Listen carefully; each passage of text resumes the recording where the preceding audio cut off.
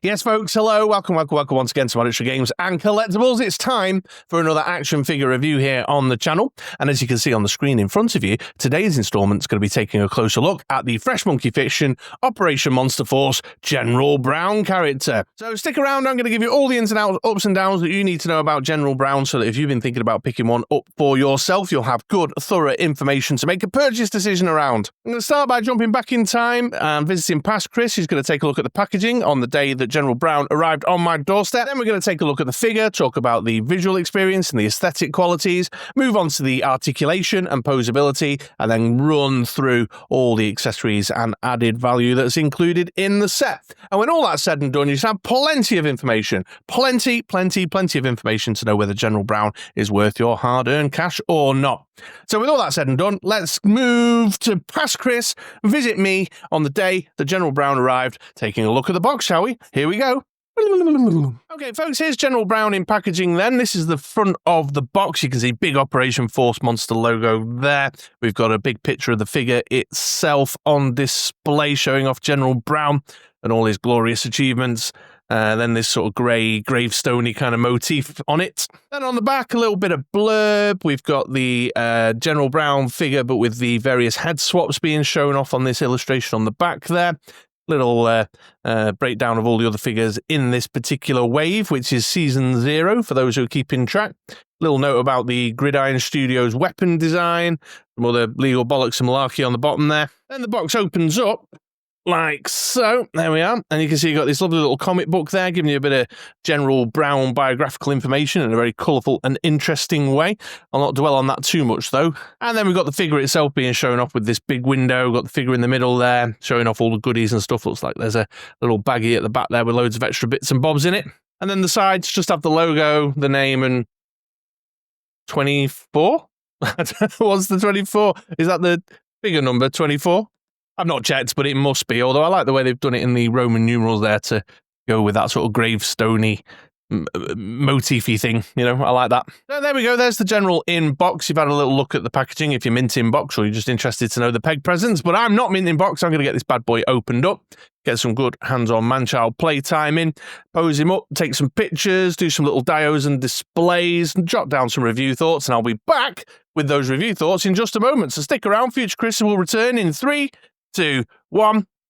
And okay then, we're going to kick the review section off by talking about the aesthetic, the visual experience of the figure. And we're going to just start by examining the kind of core figure as he came out of packaging.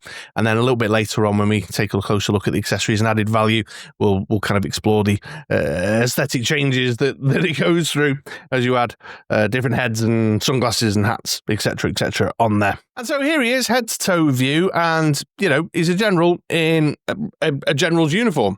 There's not a massive amount else to say beyond that, to be perfectly honest, but not that that's a bad thing. I'm not saying it negatively whatsoever. In fact, I think it's actually quite canny what Fresh Monkey Fiction are doing right now with characters like General Brown and the Spy, and then some of the upcoming stuff like the Saboteur and the what's the other one that's sort of more generic? Anyway, they've got this kind of these supplementary characters that are obviously great for the narrative, the storyline that they want to tell within their Operation Monster Force, you know, so they're the good guys need a general, need a leader, here he is. But then they've thrown in some head swaps and stuff and set it up so that if you want to use it with G.I. Joes, you can use it with G.I. Joes. If you want to use it with the Marvel Legends, you can use it with the Marvel Legends. If you want to use it with, whatever other 6-inch line you might be collecting, you can use it with that. You know, it's about the only fit he doesn't have is with Star Wars and Motu, you know, so yeah, it's really quite canny, and of course it's generic enough, generically, you know, general uniform, a general's uniform, not a general uniform, a general's uniform, that, you know, at a glance, you know, boom, there we go, high-ranking military officer, bush. Getting in a bit closer to inspect the finer details, we can see that there's a really solid head sculpt on here. I know many folks out and about in the socials, when we first saw previews of this figure, said he's got a Carl Weathers kind of vibe. I can see that. I can definitely see a resemblance to Carl Weathers in there. But yeah, the face sculpt is good. It's solid. Good facial features. You know, the chin. You see the cheek lines, the nose, the eyes. Good paint applications as well with the moustache and the eyebrows and the eyes and stuff. good sculpting in. You can see the texture, the hairy texture of his big old tash and his eyebrows and stuff. And you can see that they've sculpted texture on his hair as well. I have noticed with Fresh Monkey Fiction that there's a more kind of, I don't know what the word is, like a more matte kind of vibe to the skin tones. I noticed it with, what did I notice it with? Oh, my naughty or nice Father Christmases. And I'll show you a bit later something about the paint.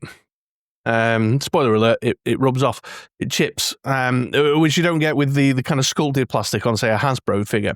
The only real upshot of that, other than, like I say, it chips off or rubs off, is that when he's next to, say, a Valaverse or a G.I. Joe, there's a bit of a kind of clash in the styles, and it's the same with all the heads on here. Moving down into the uniform, we can see good sculpted detail and paint applications to bring it to life and give the uniform some depth. So we've got the shirt there with a sculpted in tie with a couple of folds and creases in it. Got the lapels on his general's jacket, and then all the paint, his brass buttons on the pockets and down the front of his jacket there. This is like a rubbery material, obviously to give it some flexibility when you're posing him, but they've also sculpted in some sort of little kind of crease lines on the top side where it's pulled over to button in, which I think is a really nice touch. Then we've got his chest candy, as it were, his ribbons and insignias and his badges and whatnot there. Indicating his rank and all that good stuff. And then we've got a name badge over here on the right-hand side. Little name tag. It's blank right now. I'll swing back round to that in a bit when I get the accessories on camera for us. But basically, you got a sticker, which means you can name him after whichever character you want to name him after. And then on the shoulders there, you can see with his epaulettes, we've got his 4-star general and another brass button on the top there. Oh, I had my finger in front of it. 4-star general and the brass button on the top. Going down into the trousers. I mean, they're pretty standard, but again, you can see they've got things like the seam down the side, got his creases, steam pressed in along the front, a little bit of fabric texture, bunching creases around the ankles there just to bring it to life.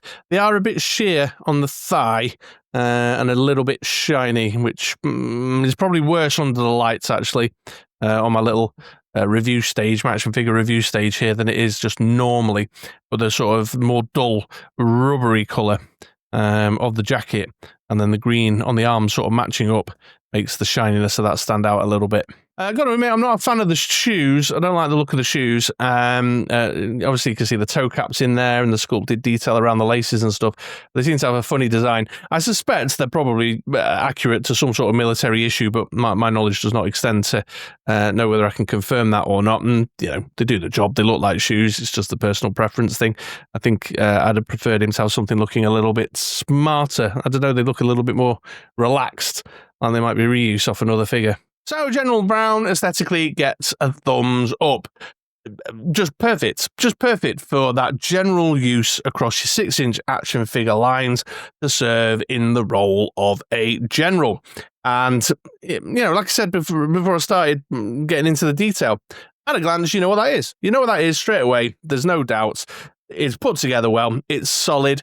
Is it as interesting and intricate as some of the other Operation Monster Force stuff?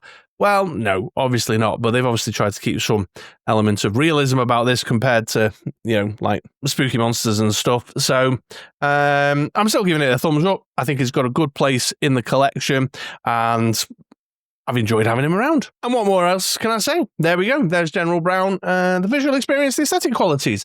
So now I've done that, let's now take a look at his articulation and posability, shall we? And before I start on that, folks, just a quick word. I've put chapters in down below. There's timestamps. So if you're not interested in taking a look at the articulation, you're already pretty familiar with Fresh Monkey Fiction, I don't need to know anymore, because it is pretty standard Fresh Monkey Fiction articulation, then feel free to spin ahead and take a look at the accessories and added value section of the video. However, if this is the first Operation Monster Force video you've ever seen, or you're looking at this character just as a unique figure to add and use generically with your other 6-inch line, stick around, I'll walk you through it. And getting started up top here with the head, then we've got a ball joint at the bottom of the neck, a ball in the base of the skull, and then a hinge on the neck itself, giving you really good down, really good up. You can spin all the way around on the ball. You've got all your tilt and swivel and head banging and stuff. So yeah, lots of motion in there. Moving down into the arms, there's a butterfly joint in here for some shuffle back and forth, but as you can see, it's well obscured underneath the jacket line, but the cut of the gap in there, bringing the arm through, is big enough that you can benefit from that a bit. It's also pegged in with a hinge at the bottom, so you can go all the way around full 360 and T-shape out to there. Got the swivel there at the top of the bicep and tricep. Pinless double elbow that'll get you to there. And then pegged in hands that can swivel in the wrist. And then these ones on him, as they come out, have got a forward and back hinge on them there.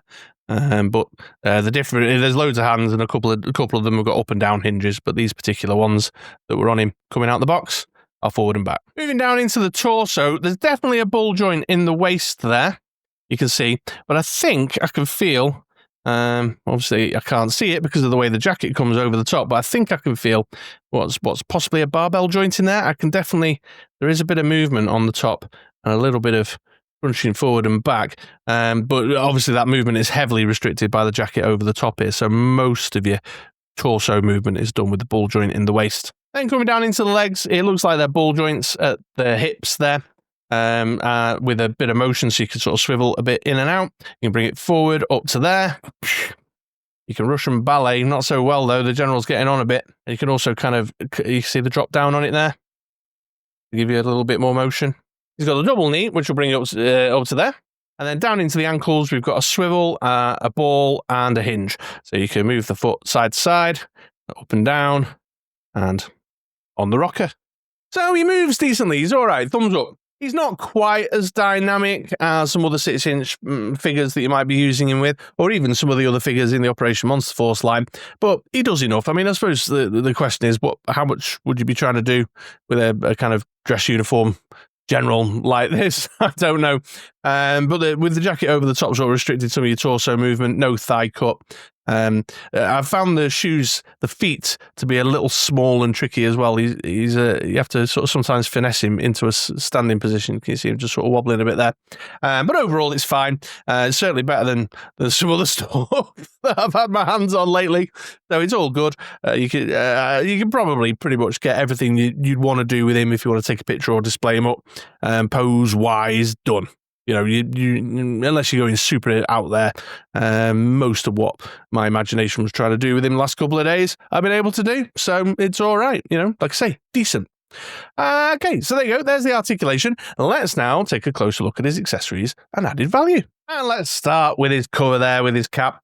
His big old general's cap, you can see there it is on his head there. The matching green to the rest of the uniform with the gold and brass embellishments, including a little sculpted logo on the front of the hat there and his black peak on it.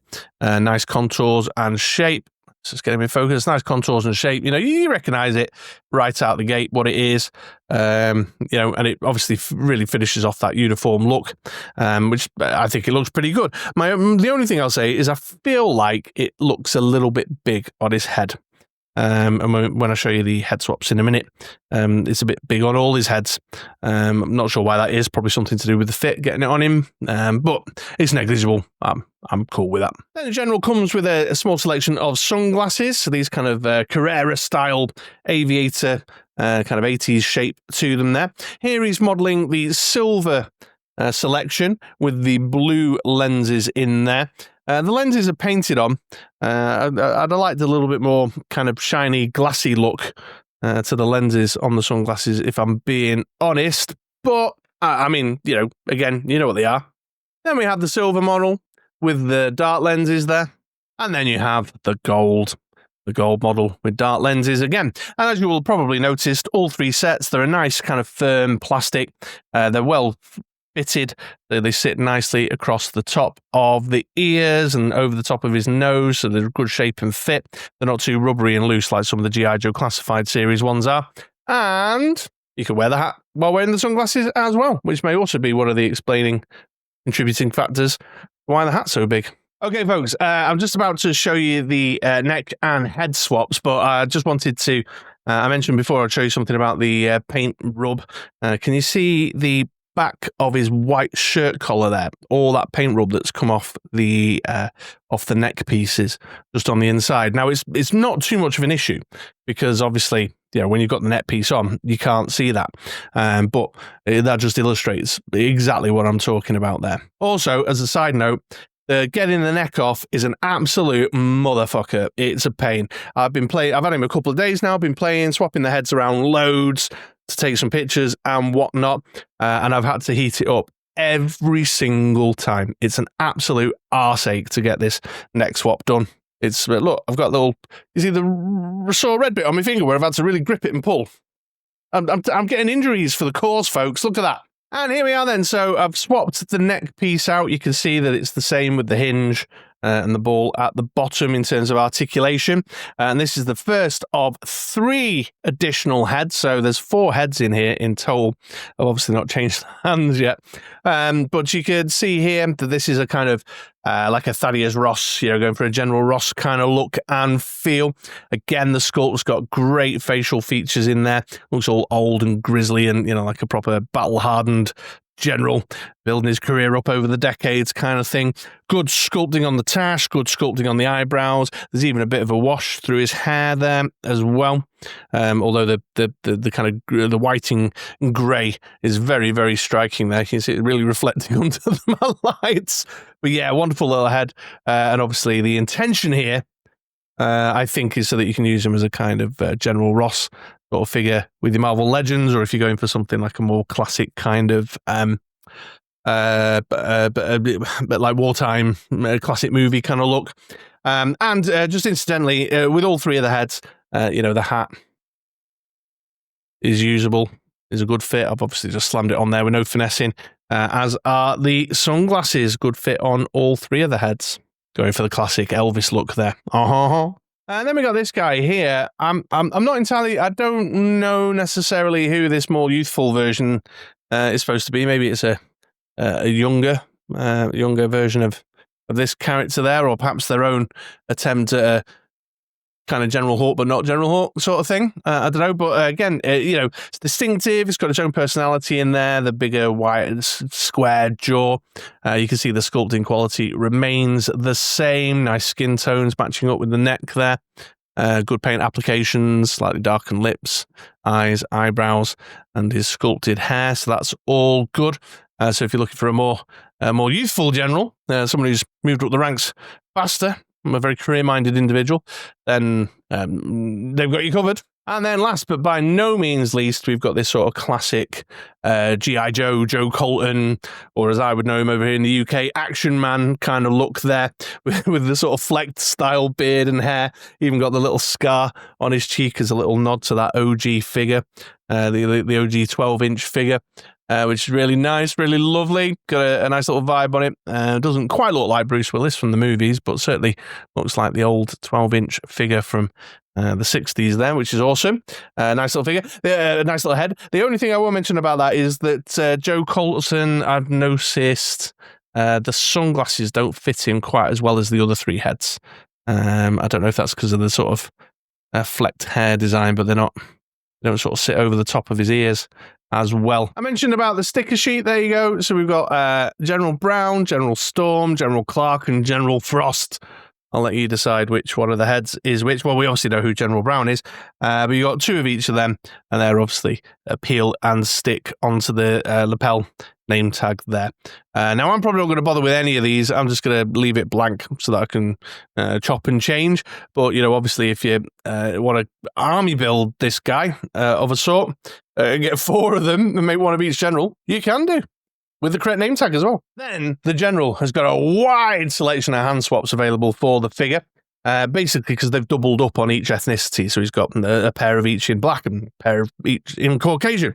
And you can see there that we've got the salute hands, although I'm not sure why they gave us left ones. I don't know, well, maybe, I think most people know that you should only be saluting with the right hand, but nonetheless, we've got 1 of each there.